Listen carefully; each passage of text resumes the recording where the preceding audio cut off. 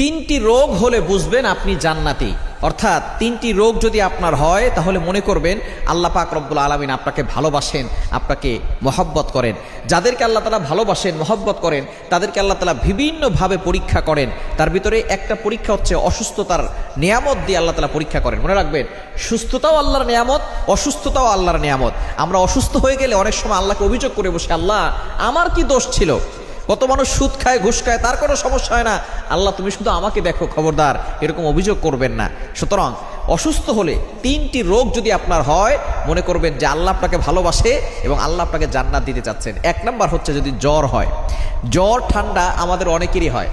একবার নবীজি সাল্লাল্লাহু আলাইহি সাল্লামের জামানায় কয়েকজন সাহাবী বসা, নবী সাল্লাল্লাহু আলাইহি সাল্লাম বলতেছেন, একজন সাহাবী বলতেছেন আমার খুব জ্বর হয়েছে, অনেক সাহাবী বলতেছেন আমারও জ্বর হয়। এবার নবী সাল্লাল্লাহু আলাইহি ওয়াসাল্লাম বলছেন তোমরা তো আমার অন্তর্ভুক্ত, আমারও তো জ্বর হয়। কিন্তু একজন বলতেছে যে আমার জ্বর হয় না। নবীজি বলতেছেন তাহলে তুমি